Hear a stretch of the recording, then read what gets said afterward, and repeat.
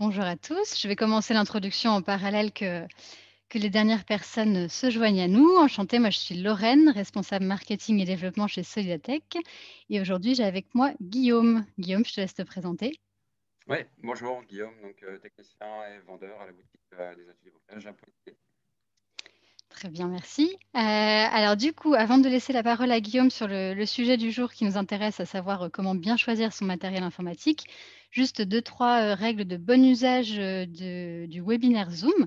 Je vous invite à poser vos questions sur la présentation de Guillaume en cours de route, n'hésitez pas. Mais pour ce faire, deux petites règles s'il vous plaît. D'une part, bien poser vos questions, non pas dans le chat, mais dans l'onglet Q et R qui est disponible en bas à gauche de votre écran. Et puis du coup, on répondra à vos questions à la fin de la présentation, ce qui fait que si vous pouvez donner juste un tout petit peu de contexte pour votre question, qu'on la comprenne potentiellement 20 minutes plus tard, ça nous aidera beaucoup et vous multiplierez les chances d'avoir une réponse de la part de Guillaume. Sinon, n'hésitez pas quand même à utiliser le chat, surtout pour échanger entre vous des bonnes pratiques, des avis, et cetera, et nous remonter des éventuels problèmes techniques. On va faire au mieux pour le micro de Guillaume, mais on a conscience que parfois le volume varie un petit peu. Voilà, sauf si vraiment ça devient, enfin, signalez-le nous, je vais y arriver, seulement si ça devient vraiment compliqué de comprendre ce qu'on raconte. Et puis, sachez, je vous le dis dès maintenant, que ce webinaire est enregistré, que le replay sera à votre disposition d'ici quelques jours, ainsi que le support de présentation que Guillaume va vous présenter. Ceci étant dit, je vais juste vous partager mon écran pour quelques petits slides de présentation de Solidatech. Pour ceux d'entre vous qui soit ne connaîtraient pas bien, voire pas du tout. Donc en quelques mots, Solidatech, nous sommes un programme de solidarité numérique dont le but est d'aider les associations à renforcer leur impact à travers une meilleure utilisation du numérique. Donc nous, on appartient à une coopérative d'insertion qui s'appelle les Ateliers du Bocage, qui est dont le siège social est situé dans les Deux-Sèvres, qui est membre du mouvement Emmaüs et dont le cœur de métier, c'est la collecte et le réemploi de tout ce qui est matériel informatique, justement, et smartphone. Et puis nous sommes nés de la rencontre entre ces ateliers du bocage d'une part, et d'autre part notre partenaire fondateur TechSoup, qui est en fait une ONG internationale américaine, dont le but est de même de soutenir les associations dans le domaine du numérique. Nous sommes nés de cette rencontre en 2008. Une idée de nos bénéficiaires, ce sont essentiellement des associations de loi 1901, mais on retrouve également quelques fondations et des bibliothèques publiques. Juste trois grands chiffres clés pour vous donner une idée. Solidatech, ce sont depuis 2008 33 000 structures qui sont inscrites et qui ont pu bénéficier de quelques 400 000 licences et outils numériques, ce qui correspond par rapport à la valeur marchande réelle de ces biens à une économie de plus de 140 millions d'euros d'économie pour le secteur associatif. Alors, concrètement, qu'est-ce qu'on fait pour aider les associations dans le domaine du numérique? Là, on va se concentrer ici sur deux axes principaux. D'une part, l'outillage, d'autre part, l'accompagnement. Dans l'outillage, nous avons toute la partie catalogue de solutions numériques pour lesquelles nous proposons aux associations soit des tarifs réduits, voire même parfois des gratuités. Et donc dans ce catalogue, je vous laisserai bien sûr, si ça vous intéresse, aller faire un tour sur notre site et voir tout ça en détail. Mais voilà, là, ça vous permet de voir qu'on couvre un petit peu tout type de sujets, des outils de comptabilité à la création, en passant par la bureautique et divers outils collaboratifs. Et vous y retrouverez aussi bien des grandes solutions internationales du type Adobe, Google, Microsoft, etc., que des partenaires locaux et français, tels que par exemple NetExplorer, TalkSpirit ou encore Wimi. Ceci étant dit, l'autre partie de l'outillage auquel on pense quand on vous accompagne sur le sujet, c'est la partie équipement informatique. On y reviendra en l'occurrence plus en détail à la fin de la présentation de Guillaume. Je vous donnerai un aperçu du catalogue matériel sur Solidatech, mais en tous les cas, là, en quelques mots, sachez qu'on a énormément de matériel reconditionné par les ateliers du bocage, justement, hein, dans les Deux-Sèvres. Et qu'on a également dans notre catalogue une petite partie de neuf avec nos deux partenaires, Cisco et Dell. Et puis enfin, Dernier slide pour ma part, c'est pour vous donner un aperçu de la partie accompagnement qu'on essaye de mettre en place. Donc, d'une part, vous avez sur notre site internet un centre de ressources qui est à votre disposition. C'est typiquement dans ce centre de ressources que vous retrouverez le replay de ce webinaire ainsi que celui de tous les autres. Vous y trouverez également des conseils, des tutoriels, des témoignages. Et puis, on vous envoie également à peu près une newsletter par semaine si vous le voulez bien, avec des conseils, des astuces, des guides, des outils, etc., qui peuvent être intéressants selon nous pour le secteur associatif. Dans ce centre de ressources, c'est là aussi que vous retrouverez, par exemple, les études de référence que l'on mène, telles que la dernière en date, en partenariat avec Recherche et Solidarité, qui s'intitulait «La place du numérique dans le projet associatif». Et puis c'est également, à cet endroit que vous aurez à votre disposition notre outil d'autodiagnostic qui vous permet d'évaluer la maturité numérique de votre association de manière à la fois, simple et rapide. Et puis on a une super équipe support qui est à votre disposition, du lundi au vendredi par mail et du lundi au jeudi, par téléphone. Et on propose également des formations, sur mesure que vous retrouverez pareil sur notre site internet et puis des webinaires tels que celui-ci, au moins un par mois, voire même plus, ces derniers temps. Voilà, c'est tout pour ma partie et on va passer au cœur, du sujet du jour. Guillaume, je te laisse la main. Ouais. Donc juste, Alors, je le rappelle, excusez-moi pour les personnes arrivées entre-temps, replay à disposition d'ici quelques jours, ainsi que le support de présentation que Guillaume va utiliser ici. Merci. Alors, du coup, je vais essayer de vous partager l'écran. Et je m'excuse par avance si effectivement vous n'entendez pas mon micro. Comme vous pouvez le voir derrière, il y a des travaux. Et c'est possible que ça pose problème. Alors, donc si vous ne m'entendez pas, n'hésitez pas à nous le dire. Ça doit être ça. C'est bon, vous voyez tous Là, typiquement, le slide? ton son est assez variable quand même. Ouais. Peut-être Mais, décale-toi un petit peu, c'est bête, mais j'ai l'impression que quand tu es plus en face, on t'entend mieux. ok.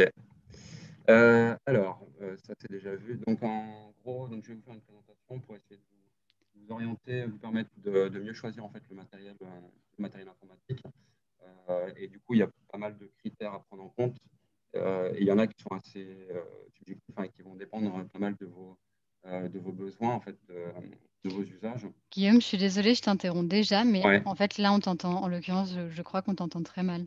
ouais. Bon, bah, je vais essayer de trouver une autre solution, mais il y a le marteau piqueur derrière. Je vais essayer un autre micro. Ouais, là, en l'occurrence, on n'entend pas du tout de bruit de fond, mais c'est juste qu'on ne Ouais, mais c'est t'entend peut-être le pas. bruit de fond en fait qui annule le micro en fait. Je suis désolé. Je vais essayer autre chose. Je me mute. Pas de souci, ça arrive.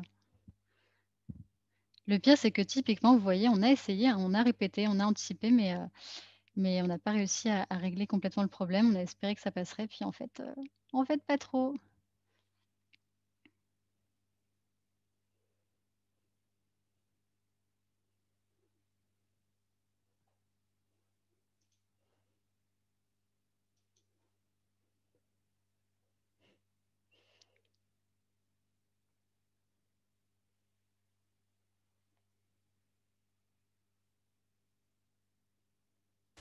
Est-ce que c'est mieux avec celui-ci? Eh ben, écoute, on va voir. Je me permettrai de te Ouais. réinterrompre sinon, et puis peut-être qu'on Rien. essaiera sans casque du tout si besoin. Mais là, du coup, on ne voit plus ta présentation à l'inverse.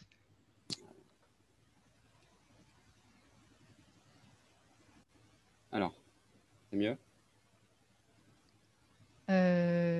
Niveau son, Niveau micro, ça a l'air d'aller, oui. c'est mieux? Pourvu que Ok. ça dure, on croise les doigts. Pourvu que ça dure. Donc, je parlais des choix subjectifs qui ne sont pas déterminés par le matériel. Par contre, Donc, repartage ton écran ah oui, pardon. pour la présentation. Ah, je suis pas Eh oui, habitué, bah oui, désolé. oui, non, Hein. mais je sais, je suis embêtante, hein. Non, J'ai non, beaucoup d'exigences. alors, pour préciser, moi, j'ai pas l'habitude de faire des webinaires. Du coup, je suis vendeur, technicien. Donc, j'ai plutôt l'habitude de dialogue dans une boutique avec des clients et pas forcément de présenter à 70 Ouais. personnes Et d'un c'est vrai coup. que c'est un exercice un peu C'est un ingrat d'être exercice, tout seul voilà. face à son PC. Et ça peut être un peu stressant, donc je vous prie de m'excuser par avance. Voilà. Et puis en plus, les problèmes techniques, on les rencontre évidemment qu'au dernier moment. Sinon, c'est Hop, pas drôle. voilà. C'est Sinon, c'est super. pas drôle. Je te Voilà. laisse tranquille. Non, il n'y a pas de souci. Du coup, donc les choix subjectifs, bah, c'est ça. C'est est-ce que vous avez besoin d'un PC portable ou d'un PC fixe? Ça, c'est à déterminer en fonction des besoins qui seront les vôtres. Évidemment, si c'est pour, je sais pas moi, quelqu'un qui bouge de réunion en réunion, de locaux en locaux, évidemment, le choix serait porté plus sur le PC portable. Alors, l'ergonomie, c'est pareil, c'est des choses qui sont assez subjectives, qui peuvent dépendre de la personne aussi, de la vue de la personne, du nombre de connectiques qu'elle va vouloir brancher, ce genre de choses. Et ça, pareil, le poids de l'ordinateur, c'est des choses à prendre en compte. Si vous prenez un gros ordinateur 17 pouces, il est évident que il sera plus lourd à transporter. Et ça, il faut le prendre en compte effectivement dans le choix du matériel que vous voulez acheter. Après, moi, je vais rentrer plus dans le détail en fait, des composants matériels. Et je vais commencer par vous parler d'un matériel dont on ne parlera pas dans la présentation, en tout cas pour lequel il n'y a pas de slide, à savoir la carte mère. Donc la carte mère, c'est en gros, c'est la colonne vertébrale de l'ordinateur en fait, sur laquelle sont branchés tous les autres composants. C'est ça aussi qui détermine le nombre de connectiques que vous allez retrouver et le type de connectique que vous allez retrouver sur l'ordinateur.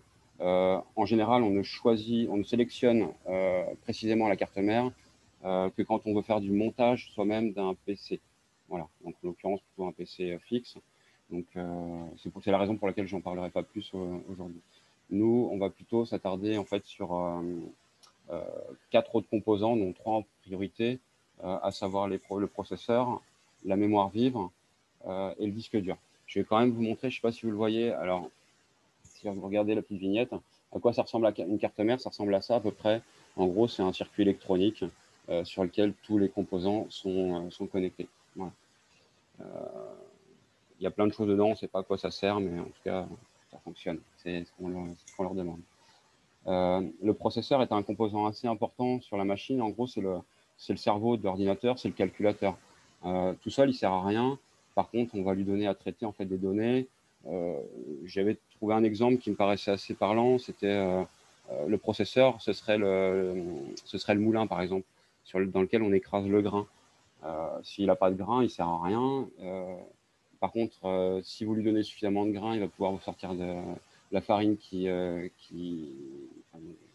vient du blé ou d'autres céréales. Si vous lui en mettez trop, il va bloquer. Voilà. Donc c'est le choix du processeur. En fait, il a à faire aussi en fonction des besoins. Euh, on va exprimer les besoins en termes de l'usage qui sera fait de l'ordinateur. Est-ce que c'est de la bureautique? Est-ce que c'est de la programmation? Est-ce que c'est du jeu vidéo? Est-ce que c'est juste de la consultation Internet? Et selon l'usage en fait, qui sera fait, on va vous conseiller de prendre des processeurs de plus en plus performants. Donc là, vous avez un petit tableau sur lequel vous voyez en fait du moins performant au plus performant, en gros les gammes de processeurs. Alors tout ce qui est Intel Core, c'est la gamme de chez Intel, Core i3, Core i5, Core i7. Et puis il existe des équivalents chez AMD, qui est le principal concurrent d'Intel. Voilà. Donc le choix du processeur, il a à faire évidemment en fonction de l'usage. Si vous voulez faire du jeu, vous n'allez évidemment pas prendre un processeur Celery, qui sont les processeurs les plus lents. Alors ensuite, les processeurs évoluent aussi dans le temps, c'est-à-dire que les nouvelles générations de processeurs sont beaucoup plus rapides que les générations précédentes. Imaginons que vous ayez un Core i5 un Skylake de sixième génération, par exemple. Il sera, même s'il est d'une gamme inférieure à un i7 de deuxième génération, comme il est beaucoup plus récent, il sera certainement plus rapide et plus performant. Donc, si vous deviez choisir, par exemple, entre un i5 de sixième génération ou un i7 qui, normalement, sur le papier, va plus vite, de deuxième génération, je vous conseillerais plutôt de prendre un processeur un peu plus récent. Voilà. Ensuite, la deuxième, alors un gros morceau. Quand on parle de rapidité, de fluidité sur un ordinateur, il faut savoir que c'est le disque dur en fait souvent qui va jouer un rôle important à ce niveau-là. À savoir que les temps d'accès au disque dur en fait sont responsables des lenteurs, la plupart du temps de la lenteur des machines. Les disques durs mécaniques, donc c'est en gros, vous voyez, c'est l'image que vous avez sur la droite. En gros, c'est un disque avec une tête de lecture. C'est un peu comme un CD qui tourne dans une platine. C'est pas ce qu'il y avait de plus rapide, sachant qu'il y en avait certains plus rapides que d'autres. Aujourd'hui, on a une nouvelle technologie qui s'appelle SSD, qui a des temps de réponse en fait, qui sont beaucoup plus faibles et qui permettent d'aller récupérer les informations beaucoup plus rapidement sur le disque dur. Sachant que c'est en général, on dit que c'est ce qui ralentit le plus une machine, en fait, c'est les temps d'accès au disque dur, comme je le disais tout à l'heure. Donc, si avec le SSD aujourd'hui, on arrive à rendre des machines même anciennes beaucoup plus performantes. Voilà. Donc parfois, ça peut valoir le coup, plutôt que de racheter un ordinateur récent, de faire changer les disques qui sont dans les machines actuelles, si elles fonctionnent encore bien et qu'elles ne chauffent pas trop, par des disques durs SSD. Vraiment, on voit des grosses différences. C'est souvent le jour et la nuit entre les deux technologies. Après, après, le choix va dépendre aussi des besoins aussi. Les disques durs mécaniques sont beaucoup moins chers. Les disques durs SSD sont beaucoup plus rapides. Après, il va falloir à vous de choisir entre coût et rapidité. Il est évident que si, par exemple, vous voulez vous destiner des ordinateurs fixes à, je ne sais pas moi, des adhérents ou des gens qui sont bénéficiaires de vos associations pour faire juste de la consultation de site internet dans une salle d'accueil, c'est pas la peine de mettre un SSD. Un disque dur mécanique suffira. Par contre, si vous avez besoin d'équiper un salarié qui passe de réunion en réunion, qui doit allumer, éteindre son ordinateur régulièrement, on a tous connu le fameux ordinateur qui met 10 minutes à démarrer et qui nous laisse le temps d'aller boire un café le matin quand on arrive au boulot. Bon, avec le SSD, ça n'existe plus. Vous n'avez plus le temps d'aller boire de café. Voilà, désolé. Donc, le choix, en fait, va se faire effectivement entre le coût et la rapidité. En fait, tout dépend après de l'usage auquel vous voulez les destiner. Les disques durs hybrides, j'en parle très peu. Enfin, j'en parlerai même pas parce que c'est un truc qui n'existe quasiment pas. En fait, c'est un compromis entre les deux systèmes qu'on trouve quasiment pas sur les machines. Donc, on a vu le processeur, on a vu la mémoire vive, on a vu le disque dur, pardon. Donc, le disque dur, je vais revenir quand même dessus pour préciser que donc, le disque dur, il héberge quand même vos données. Il héberge le système d'exploitation, Windows, Linux, Mac. Il héberge aussi vos logiciels. Si vous voulez que ce soit rapide, en fait, vu qu'il y a le système dessus, il vaut mieux opter pour un SSD. Si vous voulez que vos logiciels se lancent très rapidement, c'est pareil, il vaut mieux opter pour un SSD. Si après, comme je disais tout à l'heure, c'est un ordinateur qui est destiné juste à faire la consultation ou à stocker des données, vous pouvez opter pour un disque dur mécanique. Ensuite, la mémoire vive. Vous me dites si je vais trop vite. C'est parfait. Ok. La mémoire vive, en fait, pour essayer de schématiser, moi j'aime bien. Alors, soit c'est la réserve de grains dans le moulin, c'est-à-dire que votre disque dur, en gros, c'est le champ qui héberge tout le blé, en fait, qui n'est pas encore fauché. Et la mémoire vive, en gros, c'est le grain qui est prêt à être moulu. Donc, il est déjà dans les sacs, il est juste à côté du moulin. Pas besoin d'aller le faucher quand on veut le moudre. J'avais l'exemple de la desserte de table aussi. Les logiciels, en fait, quand ils fonctionnent, ils vont stocker dans la mémoire vive en fait, les données dont ils ont besoin pour aller plus vite, pour fonctionner, pour leur usage, en fait, pour leurs besoins spécifiques. Donc cette mémoire vive-là, en fait, c'est une espèce de mémoire instantanée. Les données vont être récupérées sur le disque dur, stockées dans cette mémoire instantanée, qui est accessible beaucoup plus rapidement en fait, que les données qui sont sur les disques durs. Et qui vont donc permettre au processeur de travailler plus rapidement et plus efficacement. Voilà. Donc ça peut être aussi apparenté, où on peut faire l'analogie avec une desserte de table. Plutôt que de se lever de la table pour aller à chaque fois chercher dans son frigo les aliments qu'on veut servir, du coup on a la desserte qui est juste à portée de main. En gros, la mémoire vive, c'est un peu un truc de feignant.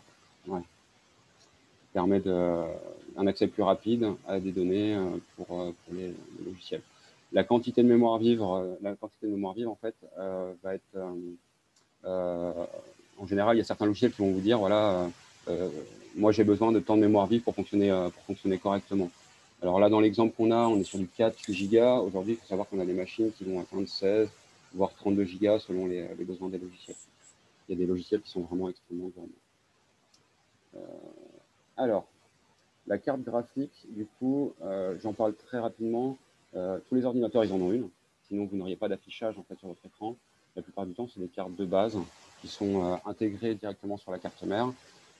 Voilà. Parfois, on peut avoir des besoins de cartes graphiques spécifiques Et dans ce cas-là, en fait, c'est plutôt pour une utilisation graphique ou pour faire du jeu vidéo. Et dans ce cas-là, en fait, on choisit plutôt un matériel, un PC fixe et une carte graphique adaptée aux besoins. Le choix, il se fait selon les prérequis matériels en général. Et c'est les développeurs d'applications qui vous indiquent ce qui est requis en fait pour matériel. Voilà. Ensuite, on vous a mis dans les slides quelques conseils de maintenance. Je ne vais pas tous vous les réexpliquer. Qu'est-ce que j'avais mis? Ouais, j'avais juste noté qu'on pouvait éventuellement, donc, protéger l'ordinateur, évidemment, c'est fragile, c'est du matériel électronique, c'est des choses dont il faut prendre soin. S'occuper de la batterie, ouais, donc éviter de descendre en dessous de 10%, éviter de le charger au-dessus de 90% également, éviter l'humidité, l'électronique n'aime pas l'humidité. Voilà. Qu'est-ce qu'on va voir d'autre aussi? Alors les virus et les malwares. Sur Windows 10, il y a déjà un antivirus qui est très efficace. Il n'y a pas besoin d'en installer d'autres. Pas besoin d'ajouter, à moins que vous ayez des données vraiment sensibles, mais ne rajoutez pas d'antivirus gratuit sur Windows 10. Il faut savoir que l'antivirus Windows Defender, en fait, suffit déjà largement. Il fait partie des meilleurs antivirus gratuits. Et après, c'est des bonnes pratiques pour éviter d'avoir des malwares ou des logiciels malveillants.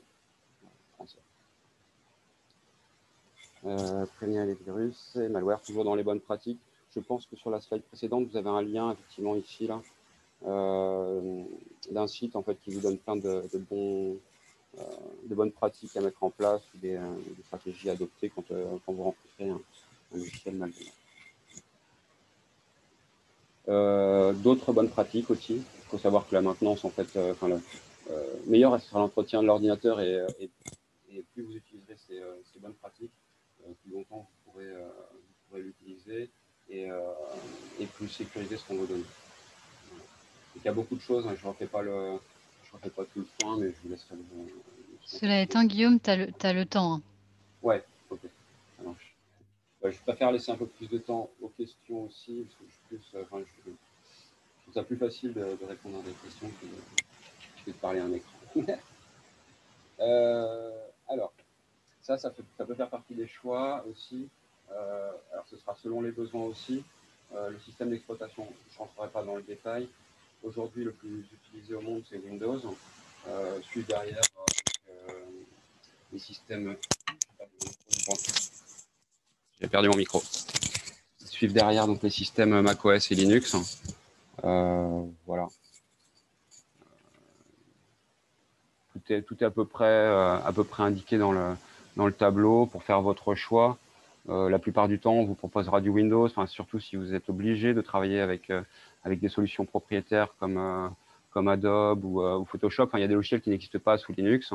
Il y a certainement des équivalents, mais voilà. Donc le choix est à faire en amont de l'achat de l'ordinateur, quoique on peut, dans la plupart du temps, changer le système d'exploitation aussi au cours de la vie d'un ordinateur. Voilà. À savoir pour des machines qui sont un peu anciennes, Linux est très bien. Par exemple, si vous avez des ordinateurs qui sont juste faits pour la consultation Internet, ce sera très très bien parce qu'il n'y aura pas de virus, ça démarrera plus vite, tout ça. Voilà. Après, si vous avez besoin de logiciel vraiment particulier, ce sera Windows ou macOS éventuellement, mais le coût est parfois trop un peu rédhibitoire et puis on en trouve peu en matériel reconditionné aussi. Voilà. Je te relaisse la parole pour présenter le catalogue. Très bien, merci beaucoup Guillaume. Et puis on va revenir dans un instant sur les questions qui sont déjà tombées en cours de présentation. N'hésitez pas à continuer à le faire. Et en effet, moi je repartage mon écran juste pour vous présenter rapidement la partie catalogue matériel, pour rester dans le thème bien sûr du site internet Solidatech. Donc vous le trouverez dans la partie solutions équipement informatique que voici. Donc bien évidemment, je ne vais pas vous détailler le moindre produit, je vous épargne ça là tout de suite maintenant, mais juste vous mettre en évidence le fait qu'il y a bien des filtres à votre disposition sur la gauche. Et mettons par exemple, si on va sur téléphonie mobile et qu'on prend, mettons, le Nokia qui est là. Donc, vous avez tous les tarifs hors taxes, hein, puisque c'est à destination des associations. Vous avez la description à chaque fois, une fiche technique avec la description. J'attire votre attention sur le fait qu'il y a toujours, a priori, un deuxième onglet sur les modalités. Notamment, je le signale, tous les produits reconditionnés par les ateliers du bocage sont désormais garantis pendant 12 mois. Aussi bien les smartphones que les ordinateurs fixes, portables, etc. Enfin, vraiment tous nos équipements reconditionnés. Donc on fonctionne avec, pour ceux qui sont habitués éventuellement à la partie logicielle, tout à fait sur le même principe, avec une mise au panier lorsque vous êtes connecté avec votre compte Solidatech. Et puis aussi un petit mot sur le fait qu'on a tout à fait conscience que là, tout de suite maintenant, on est assez tendu sur les stocks de PC portables, surtout sur notre site internet. C'est essentiellement dû au fait que les ateliers du bocage sont très, très sollicités dans le cadre de la lutte contre la fracture numérique, d'une part, et sans surprise également le développement du télétravail. Mais si vous ne trouvez pas votre bonheur au sein du catalogue tel qu'il est actuellement, n'hésitez pas, je le rappelle, à faire aussi des demandes par devis. Donc éventuellement, je vous réécrirai l'adresse dans le chat dans un instant, mais sachez que vous pouvez faire des demandes de devis à l'adresse matériel, au singulier, @solidatech.fr. Et donc c'est entre autres Jean-Noël qui se fera un plaisir de vous répondre. Après, essayez au maximum forcément, voilà, de bien qualifier, vos besoins, vos demandes, vos quantités, idéalement un numéro de téléphone auquel être joignable, et cetera, pour avoir le plus de chances d'avoir un retour, pertinent et rapide de notre part. Et puis on espère qu'en termes d'alimentation du catalogue, à proprement parler en ligne, on devrait être, un retour plus à la normale, courant janvier. Voilà pour la partie catalogue et sur ce, on va passer aux questions-réponses. Tu as raison Guillaume, c'est très bien, on a comme ça le temps de le faire et on peut espérer, en traiter pas mal. Alors, une première question, à laquelle je vais me permettre de faire questions et réponses, mais je te rassure, il n'y en aura pas beaucoup. Profite de Vas-y, vas-y. ce repos. J'ai pas la réponse. C'est une question de Jean-Baptiste qui nous demande si le catalogue Dell est consultable en ligne. Alors, en effet, c'est vrai qu'il y a une limite. En fait, je vais repartager mon écran. Il y a une offre de matériel Dell qui permet d'avoir pour le coup du matériel neuf à tarif réduit pour les associations. Et alors, pour vous répondre, non, la plateforme d'achat, vraiment la plateforme d'achat dédiée avec les tarifs particuliers pour les associations de Dell n'est pas accessible comme telle.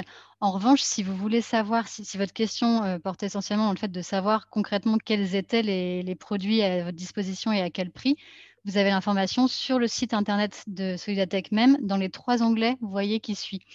C'est-à-dire qu'après description, si vous voulez savoir quels PC sont à votre disposition, vous avez les PC fixes, les PC portables et les écrans, et donc qui comprennent non seulement les références, les informations essentielles, après libre à vous bien sûr de creuser en ligne si vous le souhaitez, et puis aussi vous avez le tarif réduit. Et d'ailleurs, je dis libre à vous, mais pour les PC portables en l'occurrence, on a même la fiche technique détaillée qui est à votre disposition ici. Donc voilà pour le sujet Dell. Sinon, Guillaume, on a une question de Vincent qui demande, c'était vers le début de ta présentation, si les SSD et HD pouvaient coexister. Alors j'avais l'impression que c'était la chose assez rare, c'est ça que tu disais? Alors, non, ce qui était Non? rare, c'était les SSHD, donc c'est des disques durs hybrides en fait, Ok. qui existent, qui sont une technologie qui est à mi-chemin entre SSD et HDD. Par contre, ce qu'on peut faire éventuellement, c'est avoir plusieurs disques dans un ordinateur. Alors, sur PC portable, on voit ça que sur des disques, que sur des machines qui ont en général des très grands écrans, les 17 pouces. Parfois, on a 2 emplacements pour mettre des disques. Et effectivement, ça peut devenir intéressant de mettre un disque dur SSD pour héberger le système et les logiciels, et ensuite un disque dur HDD, donc mécanique, ce qu'on appelle disque dur mécanique, pour faire du stockage. Voilà, c'est possible. Sur une tour, c'est également possible.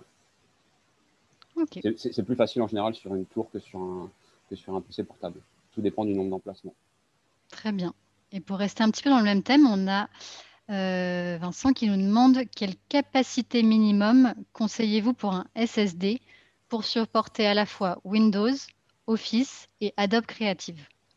Je pense que 128 Go suffirait, mais il faut savoir que Windows est assez gourmand et que du coup, il a tendance à pas ranger sa chambre après avoir joué. Donc, et du coup, je vous conseille aujourd'hui, si la différence de prix n'est pas énorme, de partir plutôt sur du 240 Go. Ouais. Même si effectivement 128 peut suffire. Windows prend quand même 25-30 Go. Adobe Creative, je sais pas. Office, ça doit être une dizaine de gigas, peut-être un peu plus maintenant. Voilà. 128 doivent suffire, mais on se retrouve vite à l'étroit. Surtout s'il n'y a pas de disque dur mécanique à côté. Ok, bah, c'est très clair, merci. Et là, je me fais le relais de la question d'un autre Vincent, que je ne comprends absolument pas, mais heureusement, toi sûrement que si. Mais moi non plus. Est-ce qu'on peut, d'ailleurs tu le dis, on t'en voudra pas, hein, mais Non, mais je peut-on... le dis, je sais pas ce que c'est de la MEV. Ah ok, donc la question de Vincent du coup était, peut-on simuler de la MEV sur un SSD, mais on ne sait pas ce que c'est que de la MEV, Vincent. Alors J'ai pas eu le temps d'aller regarder. si vous voulez bien, s'il vous plaît, reposez votre question, je la note comme traitée, reposez votre question en nous expliquant un peu mieux de quoi il s'agit. On va passer à autre chose en attendant. Merci Vincent. Il y a Sarah que ça intéresserait, je pense que c'était plutôt en termes de bonnes pratiques, etc., sur lesquelles tu es passé rapidement, qu'on parle un petit peu du nettoyage d'un poste informatique. Je pense qu'en gros, concrètement, elle souhaiterait savoir qu'est-ce qu'il faut faire comme bonne pratique pour vraiment nettoyer bien son poste de travail. Alors, il y a deux choses. Il y a le nettoyage matériel. L'ordinateur, c'est l'électronique, ça prend la poussière. Donc, la poussière, c'est jamais bon pour un ordinateur, puisque ça va avoir tendance à faire chauffer, à garder la chaleur et du coup à faire chauffer le matériel. Il nous arrive des fois de voir monter des processeurs à 80 degrés en température. On les démonte, on démonte l'ordinateur, on passe un coup de compresseur à l'intérieur, on revérifie la température et parfois on peut perdre 10-15 degrés comme ça. Donc faire du nettoyage matériel, c'est important, donc enlever la poussière surtout. Et puis au niveau logiciel, éviter d'avoir des logiciels qui servent à rien et qui font tourner le processeur inutilement. En l'occurrence, ça peut être un deuxième antivirus, il y en a déjà un, des logiciels malveillants, ce genre de choses. Voilà.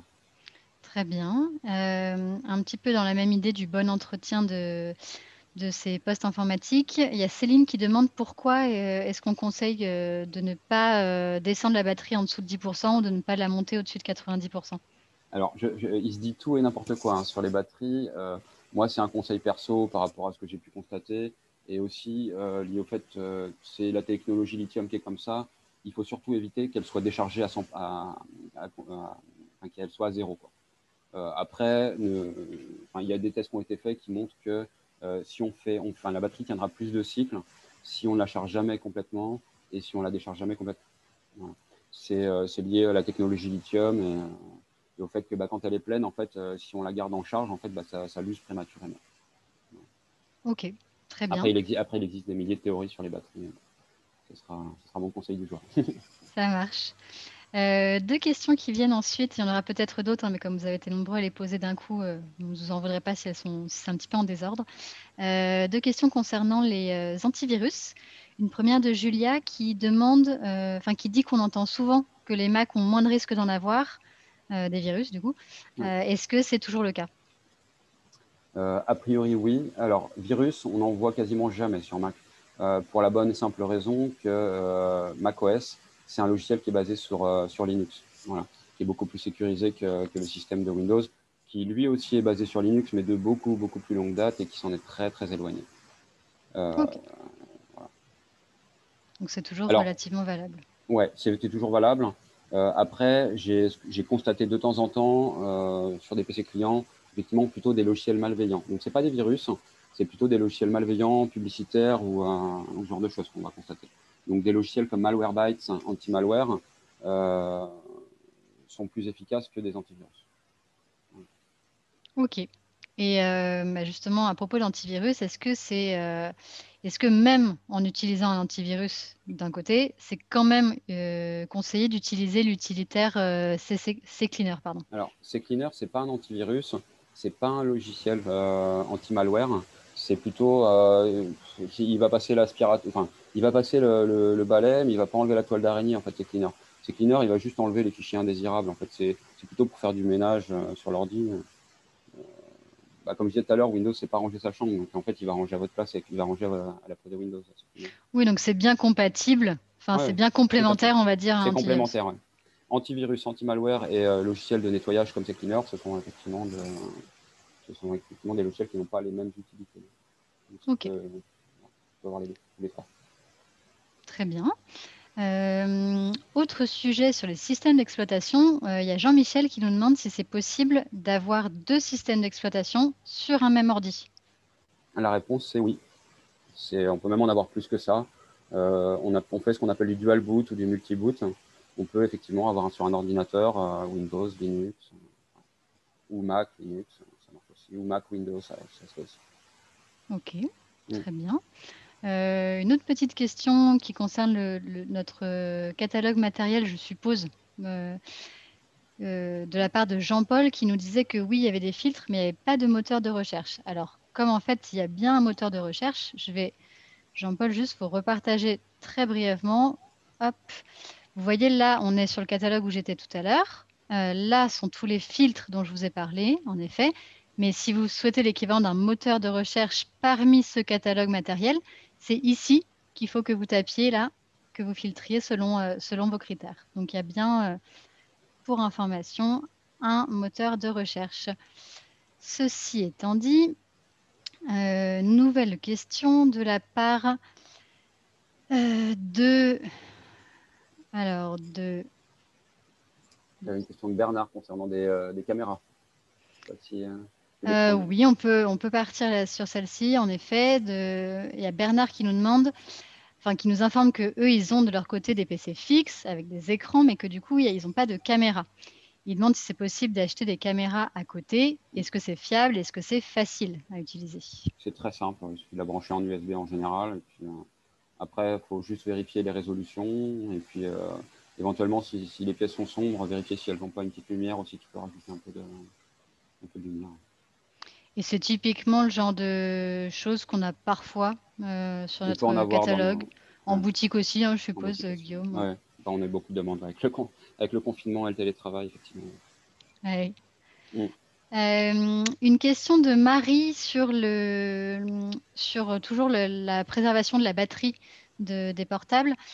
Du coup, c'est mieux, elle en déduit de tes conseils, que c'est mieux de ne pas laisser un PC portable branché tout le temps, en Oui, continu, c'est ça? oui. Dans l'idéal, oui. Ok. Et puis on a Vincent qui nous a du coup détaillé ce qu'il entendait par MV ou MEV, je ne sais plus. Donc c'était mémoire vive. Alors, sauf qu'entre-temps, Vincent, du coup, j'ai mis votre question de côté, donc je vais la reprendre. Ah oui.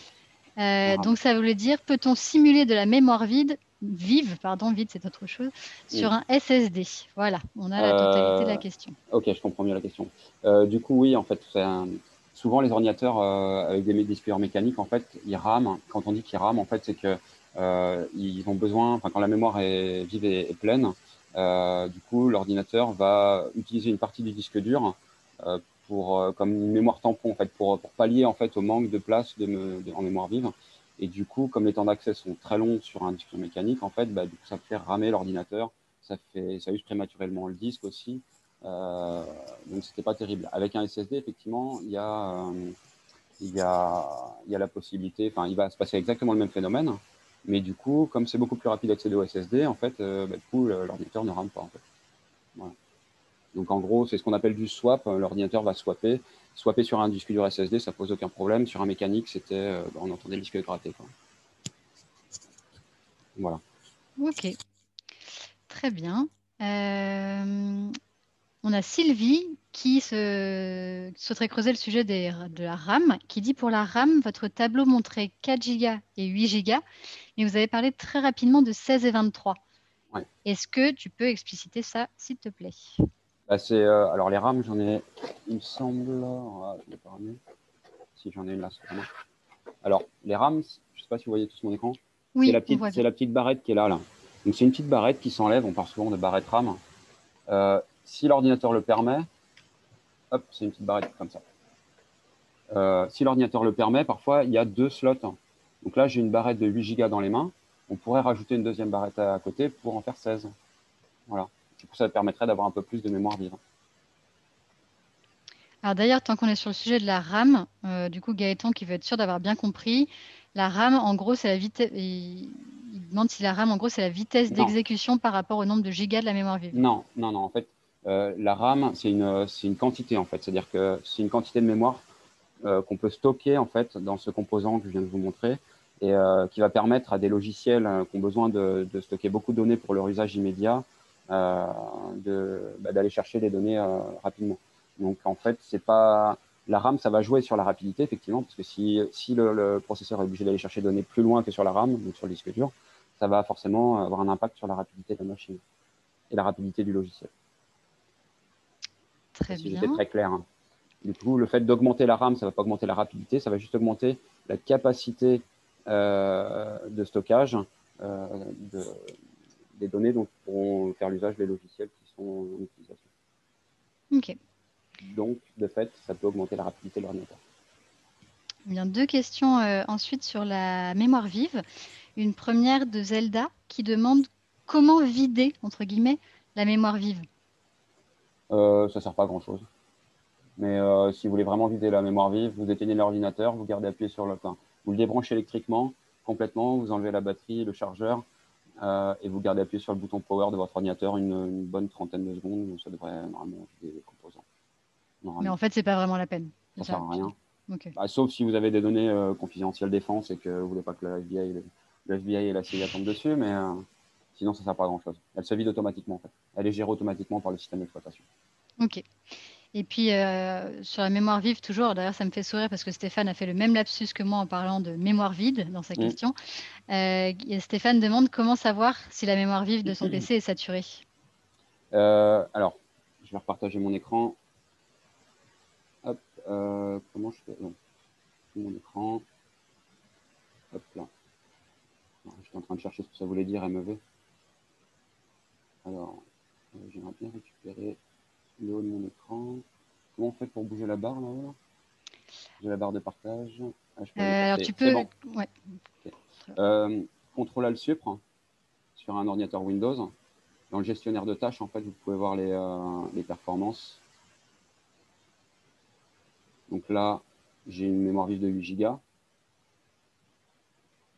C'est bon, tout le monde voit, hein? Oui. Donc là, on voit que j'en utilise 4 Go. Sachant que je n'utilise que... j'ai un Firefox avec 4 onglets d'ouvert. J'ai Zoom. Et c'est tout.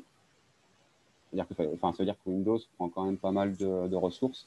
Firefox en prend 500 mégas. Enfin, voilà, on peut voir à peu près ici combien ça prend.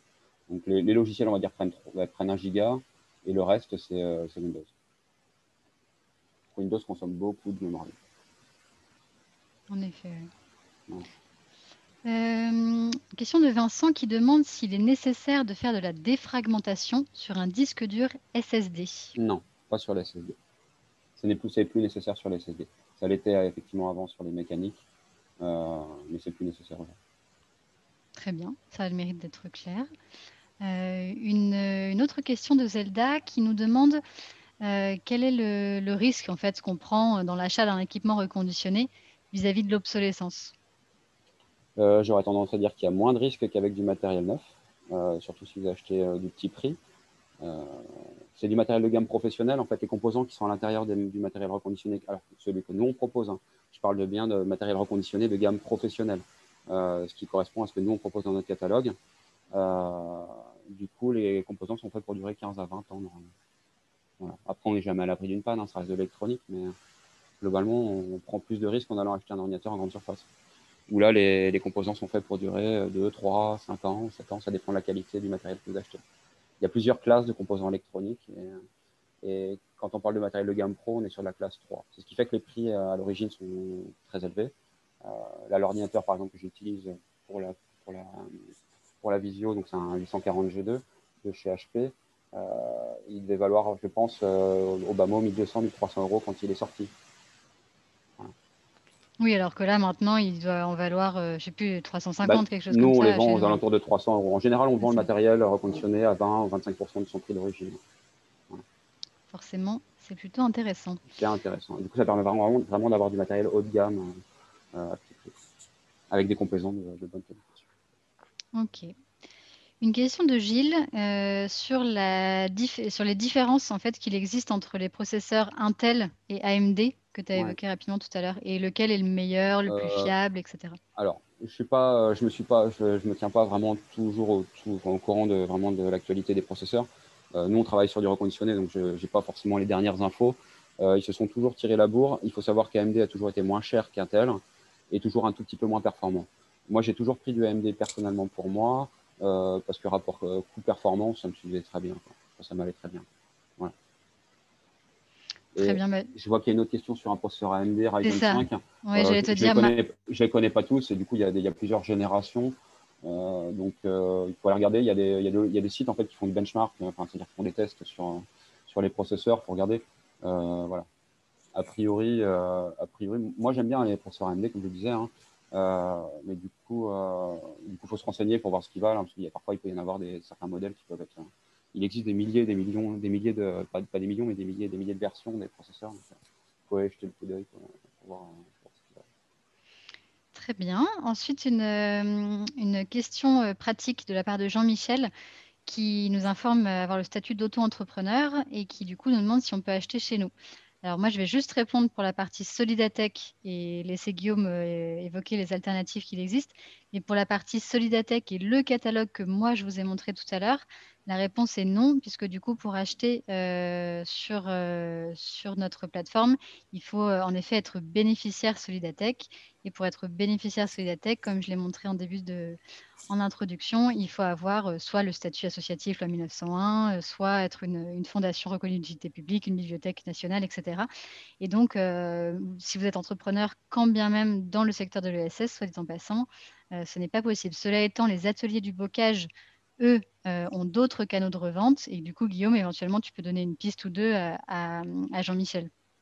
Nous, dans les boutiques ou sur le site laboutique.com, on fait de la vente pour tout le monde. C'est-à-dire que n'importe qui peut acheter dessus. Avec deux os. La boutique avec 2 os, ouais. Ouais. Voilà, donc une autre piste pour retrouver au final exactement les mêmes produits, peut-être pas au tarif tout à fait aussi intéressant que pour les associations, mais C'est c'est quasiment les tarifs sont vraiment déjà très un proches, très quoi. bon tarif. Ouais. Mm. Ensuite, nous avons une question de Pierre-Marie qui revient plutôt sur l'aspect bonne pratique, sur lequel on est passé rapidement tout à l'heure, et qui demande quelles sont les bonnes pratiques pour que son ordinateur portable ne rame pas au bout de quelques années d'utilisation. En général, un ordinateur qui rame au bout de quelques années d'utilisation, c'est qu'il a un disque dur mécanique. Le disque dur mécanique, c'est un peu comme les pneus d'une voiture, hein, ça s'use avec le temps. Et du coup, il faut soit le changer, soit mettre un SSD à la place si vous voulez avoir une machine qui soit plus rapide et performante. Aujourd'hui, on conseille quasiment systématiquement à nos clients de passer sur du SSD. D'accord, et donc du coup, Enfin, c'est possible de ne changer que ça et de oui, garder le reste de et garder l'ordi. le reste, ouais, bien sûr. Mm. Hein. Sachant qu'aujourd'hui, hein, les disques durs, enfin, le prix des disques durs SSD a vraiment, enfin, baisse avec le temps. Donc ça devient abordable, hein, pour les particuliers.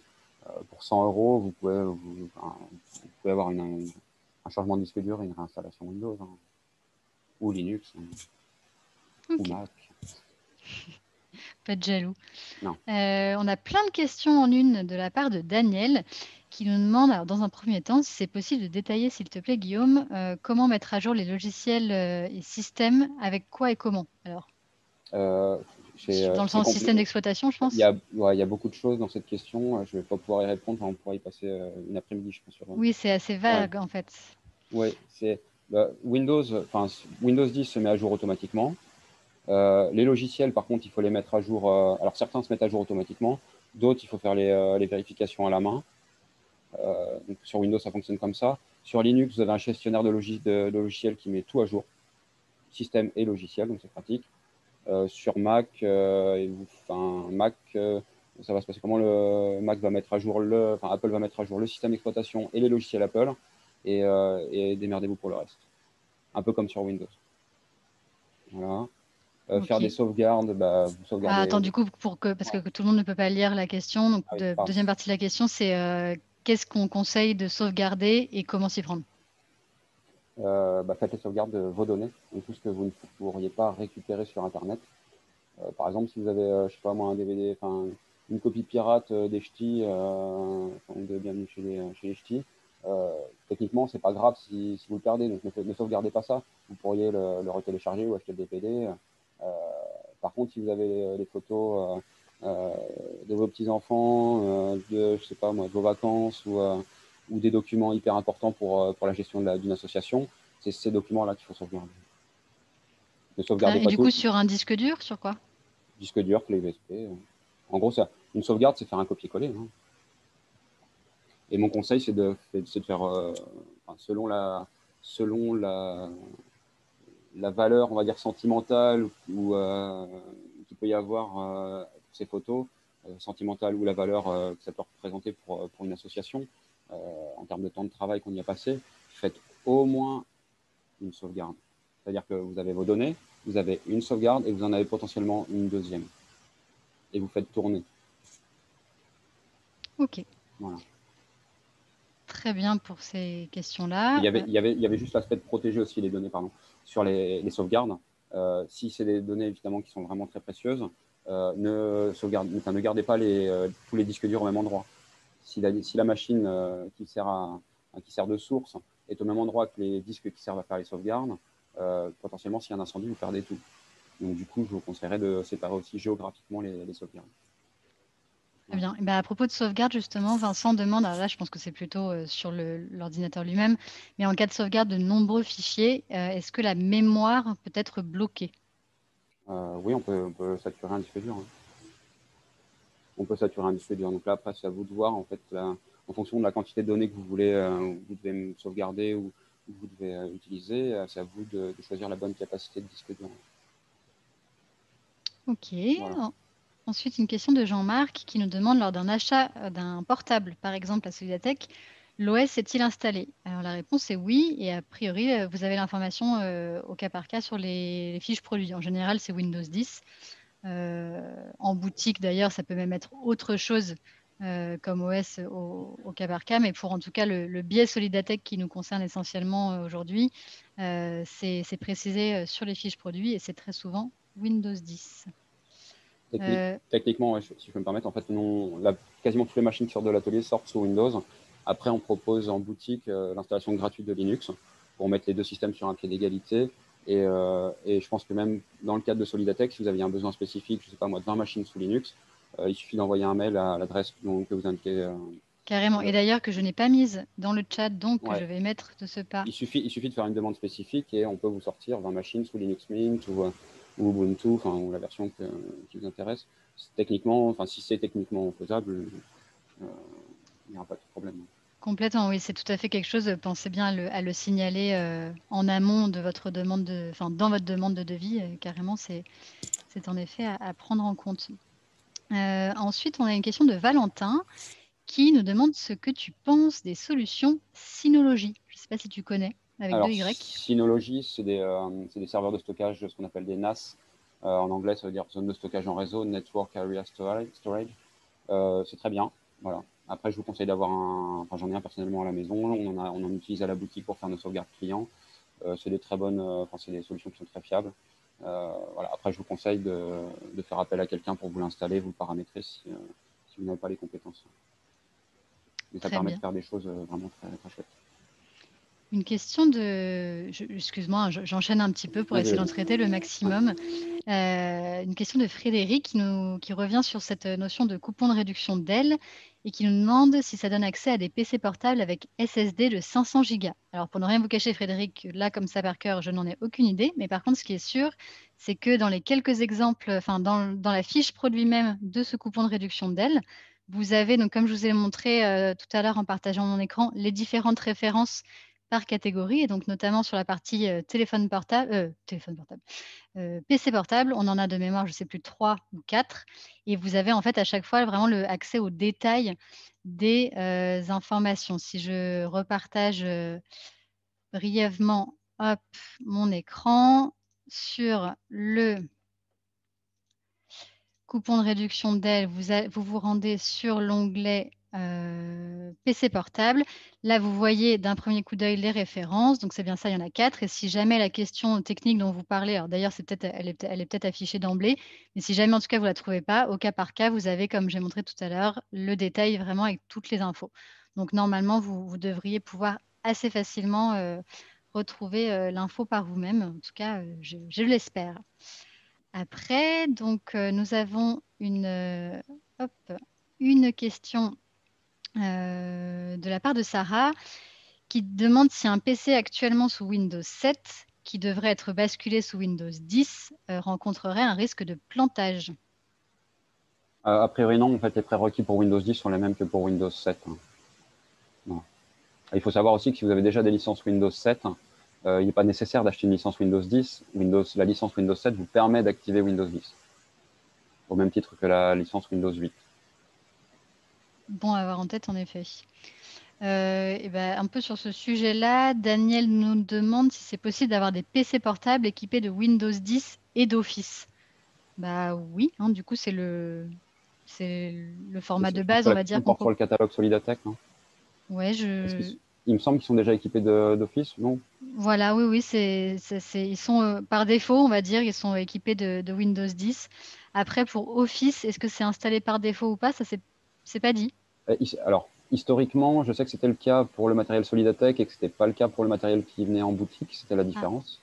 Alors, ça peut valoir le coup peut-être de poser la question à notre équipe support sur sur ce genre de questions spécifiques à l'échelle de Solidatech. Ils seront mieux rodés que nous, donc n'hésitez pas à les contacter, soit directement la partie matérielle comme à l'adresse que je vous ai déjà donnée, soit par téléphone, la hotline classique normale de Solidatech, dont vous trouverez Je crois facilement un qu'aujourd'hui, numéro en en ligne. fait, enfin, de ce que je vois, hein, mais je crois qu'aujourd'hui, en fait, il n'y a plus Office installé automatiquement sur.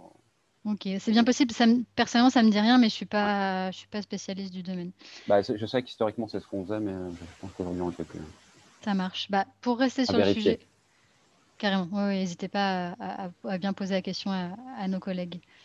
Une question toujours propre à Solidatech, on va dire, enfin, quoique en fait, mais de la part de Hélène qui demande quand le matériel est en fin de vie, est-ce que Solidatech récupère et comment?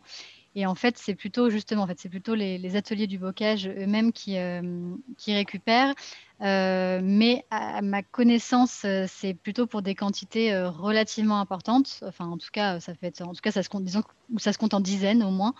Mais c'est typiquement le genre de sujet qui intéresse nos collègues côté matériel à qui vous pouvez poser en fait directement la question. Guillaume, à ta connaissance, on renvoie plutôt pareil vers Jean-Noël et l'adresse matérielle ou vers les commerciaux? Alors, si effectivement, s'il y a un parc important, il faut renvoyer vers les commerciaux. Donc, vous appelez au numéro du siège qui est disponible sur notre site ou qu'on pourra vous donner dans les commentaires. Sinon, enfin, si vous avez une machine ou deux, qu'elle est rincée et qu'elle date de l'époque de XP ou Vista même, déposez-la en déchetterie, ça reviendra au même. Ça partira en recyclage de ce qu'on appelle les D3E, le matériel électronique. Voilà. Voilà, Si donc vous c'est avez un petit peu au effectivement, cas par cas. si vous avez effectivement un gros parc, là, effectivement, ça peut valoir le coup si le matériel est pas trop obsolète. Très bien. Une question de Et, Karine. Oui, et, à pardon. et à condition que ce soit de la gamme professionnelle. Ah oui, oui, Ouais, en effet. Nuance importante. ouais. Une question de Karine qui demande si on est obligé de faire les mises à jour Windows. Parce que par exemple, eux, ils ont noté un ralentissement conséquent depuis la dernière mise à jour. Donc ils sont pas très contents, je pense. Mais, ouais. Je sais pas s'il y a encore des gens contents de Windows, mais globalement, à chaque fois que Windows sort une nouvelle mise à jour, il y a un bug. Donc, je suis désolé que ça tombe sur vous, mais ça tombe pas forcément sur toutes les machines. Il y a certains. Aujourd'hui, c'est de plus en plus compliqué en fait, de bloquer les mises à jour. Certains administrateurs pouvaient le faire avant dans les grosses entreprises pour évidemment garder une arme, pour pas que les outils de production tombent en panne. Maintenant, avec Windows 10, je pense que c'est un peu plus compliqué. On peut repousser le délai je sais pas, je vais repartager mon écran. Hop, je vais vous montrer dans les paramètres de Windows. Alors ça, je peux toucher.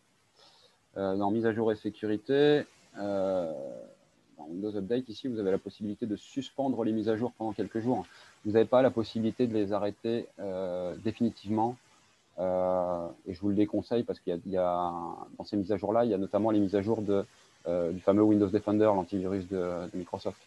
Donc, on est un peu coincé quoi, avec.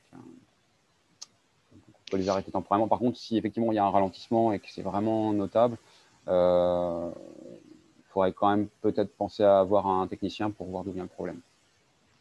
Tu parlais de l'antivirus Windows. Là, justement, il y a Alexandre qui demandait si cet antivirus-là était suffisant si on dispose d'un bon firewall et que les utilisateurs n'installent pas de programme et n'utilisent pas de clé USB. Mais largement, oui. Largement, c'est un des meilleurs antivirus, si ce n'est le meilleur antivirus gratuit du moment. Ok. Et sachant qu'il est, alors, il fait, je ne suis pas un grand fan de Microsoft, hein, mais ils ont pour une fois fait un truc qui marche bien et qui fait à la fois antivirus et anti-malware. Donc vous avez une solution complète et ça fonctionne bien. Très bien. Alors, j'ai conscience qu'on arrive au terme du timing imparti initialement. Donc, s'il y en a certains d'entre vous qui doivent nous quitter, on le comprend tout à fait. On vous remercie déjà de nous avoir suivis jusqu'alors. Et puis, si Guillaume, ça te convient, on va peut-être déborder de quelques minutes pour prendre encore quelques questions et faire au mieux. Mais nous en voulez pas si on n'a pas le temps de littéralement tout traiter. Voilà, cela étant dit, je relève le point d'Antoine qui rappelle qu'il existe des alternatives gratuites à Microsoft Office. Hein, donc, c'est vrai que c'est complètement le cas avec OpenOffice, LibreOffice, etc., qui peuvent être des très bonnes alternatives. Qui plus est, même s'il fallait rajouter, si vous vouliez absolument la solution Microsoft Office, elle est en la version on-premise en standard. Je crois que pour les associations, elle est à 35 €, quelque chose comme ça, chez Solidatech. Donc, ça reste un prix très abordable. Mais voilà. Et pour continuer sur ce sujet, il y a Vincent qui souhaite savoir si on peut travailler sur Excel sous Linux. Est-ce que c'est compatible, ce genre de choses? Alors, sans bidouiller, non. Microsoft Office n'est pas développé pour Linux. Donc, si vous voulez faire du tableur sous Linux, il faut utiliser LibreOffice Calc. Ça fait la même chose. À moins que vous ayez besoin de faire des tableaux croisés dynamiques. Et encore, je crois que LibreOffice le gère maintenant. Donc, mais oui, LibreOffice fait très bien le boulot. Ou OpenOffice, qui est à peu près la même chose. Très bien. On a quelques questions. On sent, il n'y a pas de doute que c'est une des préoccupations du moment de pouvoir faire des visios relativement de qualité. Et justement, en parlant de qualité, il y a Marie qui nous demande quelle est la résolution minimale sur une webcam intégrée pour des visios agréables. C'est pas évident, hein, c'est spécifique comme question. Ouais, du HD, au moins 720p minimum, c'est pas mal. Ok, ouais. 720p minimum. 720p, font HD ready, mais au moins, ouais, si vous voulez avoir une qualité correcte, pas mal. Après, souvent, la qualité va jouer aussi, ce qui va jouer, c'est aussi la bande passante que vous avez, donc la qualité de votre réseau. Si vous avez un réseau tout pourri, vous aurez beau avoir la meilleure caméra du monde, vous aurez quand même une image saccadée. Un combo des deux, en effet. Voilà. Et Patricia demande, alors je ne suis pas sûre de bien comprendre la question, tu vas me dire si tu saisis mieux, qui demande comment est-ce que c'est possible de faire de la visio lorsqu'on utilise un serveur et seulement un écran et un clavier. Ah oui, je comprends. Donc ça veut dire que si je comprends bien, Patricia doit faire ce qu'on appelle du remote desktop, donc elle doit avoir une session à distance sur un serveur. Et en fait, elle n'a pas un ordinateur complet, elle a juste un boîtier avec clavier souris et un écran. Sur ce boîtier, je pense qu'il doit être possible de brancher une caméra en USB, à mon avis. D'accord, donc avec une caméra externe en USB. Après, sans avoir le matériel sous les yeux, c'est compliqué de répondre, mais j'imagine qu'elle utilise ce qu'on appelle du client léger. Donc, en fait, elle n'a pas un vrai ordinateur, elle a juste un petit boîtier qui fait interface entre un serveur qui lui génère sa session Windows et puis son clavier, sa souris, son écran. Ok. Une question à l'instant, toujours sur le sujet de visio de la part de Gaëtan qui demande en cas de visio, si ça bug, c'est à cause de la RAM ou plutôt du processeur. Que doit-on faire pour y remédier? Il faut aller consulter, je suis désolé, il faut aller consulter un technicien. En fait, ça peut venir de plein d'endroits. Ouais. En fait, ça peut venir du réseau, ça peut venir du processeur, ça peut venir de la mémoire vive, du disque dur. Il faut aller voir un technicien. Aller chez le docteur. Très bien. Voilà. Exactement. Une question de Bernard qui demande s'il vaut mieux de nos jours faire fonctionner une application sur un ordinateur physique ou sur un serveur ou bien avec un stockage dans le cloud. Moi, je suis plutôt vieille école. Après, tout se tient, hein, mais moi, j'ai toujours tendance à préférer la version stockage en local, enfin installation en local. Parce que le problème, c'est que le jour où vous avez plus Internet, a priori, ben, le logiciel ne fonctionne plus, en fait, si l'application est hébergée dans le cloud. Voilà. Idem pour la sauvegarde des données. J'ai une préférence pour le stockage en local sur des boîtiers NAS, comme on évoquait tout à l'heure, ou des choses comme ça, plutôt que de stocker sur des serveurs dans le cloud. Le problème du cloud, c'est que c'est bien, c'est accessible depuis partout, et on ne sait pas où c'est stocké, on ne sait pas si c'est piraté ou pas. Enfin, voilà. Très bien. Et puis, une question dans le cadre d'un rajout de barrettes de RAM de la part de Benjamin, qui demande comment gérer la compatibilité. Donc, par exemple, si la norme est la même, si la fréquence est la même, si la latence est la même, est-ce que la barrette sera obligatoirement compatible avec la première et donc avec la carte mère? En principe, oui. En principe, oui, si vraiment exactement, enfin, vous avez vraiment les deux mêmes barrettes, à moins qu'il y en ait une qui soit défectueuse ou qu'il y ait un port, ce qu'on appelle un slot, l'emplacement dans lequel on met la barrette qui soit défectueux, normalement, ça devrait fonctionner. Ouais. Et que la carte mère accepte bien. Alors, les cartes mères, en fait, parfois, on des limites. Hein, c'est-à-dire que telle carte mère, par exemple, va accepter 8 Go maximum de mémoire vive. Donc, si vous mettez deux barrettes de 8, ça ne marchera pas, par exemple. Très bien. Et bah, écoute, merci beaucoup Guillaume. Sur ce, on va s'arrêter là pour ne pas trop déborder quand même. Je rappelle à tout le monde que le replay de ce webinaire sera disponible dans notre centre de ressources d'ici quelques jours. Vous en serez informé par email puisque vous êtes inscrit à ce webinaire. Et nous mettrons également à votre disposition le support de présentation qu'a utilisé Guillaume dans la première partie du webinaire. Merci beaucoup à toi, Guillaume, de nous avoir rendu ce service pour Solidatech, d'avoir répondu à de nombreuses questions avec brio, de mon point de vue de néophyte.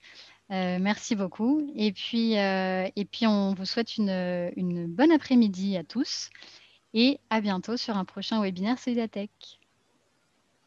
Salut! Merci.